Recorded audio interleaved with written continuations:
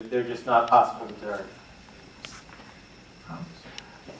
عندما بدأنا بتغطية دمشق بموجة FM قمنا بتقسيم مدينة دمشق إلى 15 قسم ووضعنا في كل قسم جهاز بس. When we first started our radio station to use our FM station in Damascus, we divided Damascus into 15 different neighborhoods, and we put different a transmitter in each neighborhood. قمنا بهذه العملية لأن النظام يستطيع أن يلتقط موجات البث ويحدد مكان الناشطين.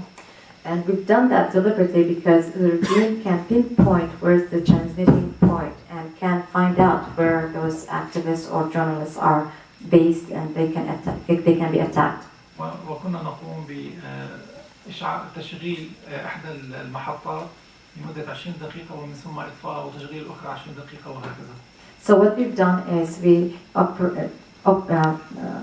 for example, we use one transmitter for 20 minutes and then we go ahead and we switch on another transmitter so that we'll be able to avoid the regime pinpointing us or locating where we're broadcasting from. رغم هذه الاحتياطات الأمنية إلا أنه تم اعتقال مدير البث وعدد من أفراد طاقم البث في دمشق.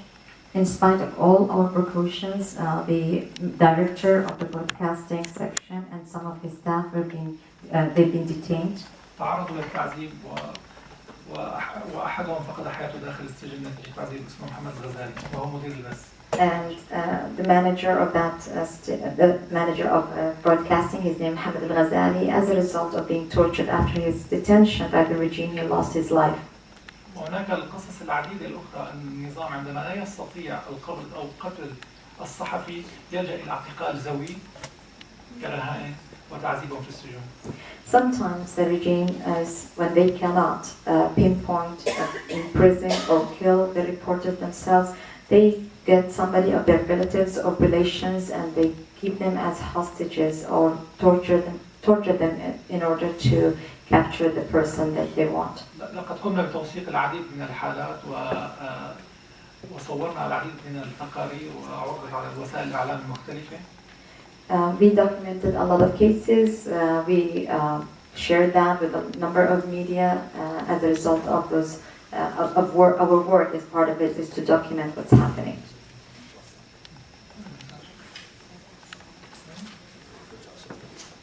Question?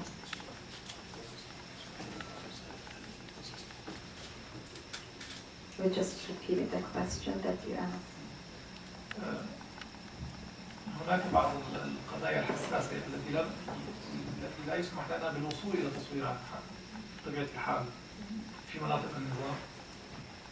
Not really, but there are certain sensitive coverage or stories we'd love to work on, but we cannot really, our correspondents cannot reach those areas as a result of the regime's control of it.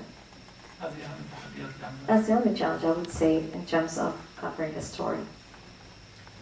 Question for Zaina. Do you feel like, because I think you operate some in Paris too, do you feel like international news organizations are getting deep enough into Syria to really tell much of the real story there, or is a lot of that having to be translated out of Syrian journalists out into the world?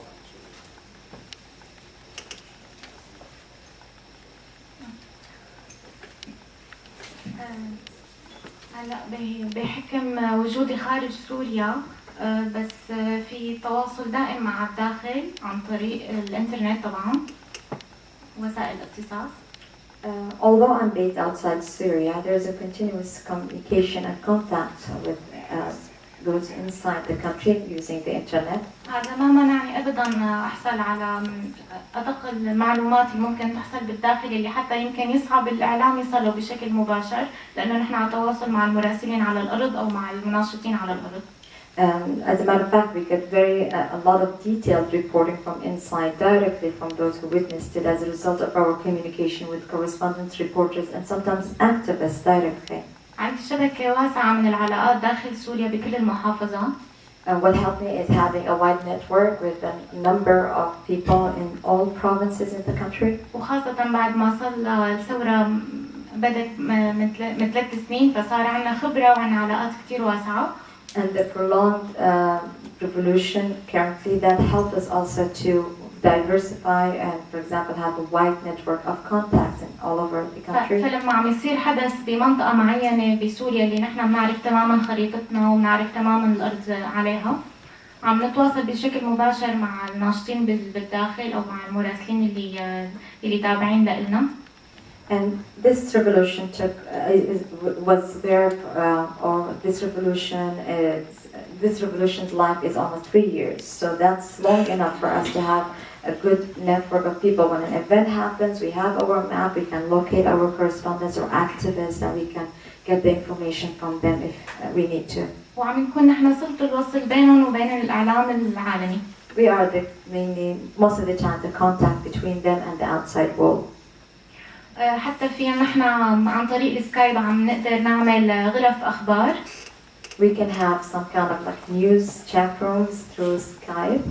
بهي الغرفة الوحيدة بيكون فيها جميع المراسلين من أنحاء سوريا، بحيث لما عم يصل الخبر بأي مدينة ما عم يقدروا يحطوا اللينك الفيديو أو الخبر عليه وعم يصل للجميع.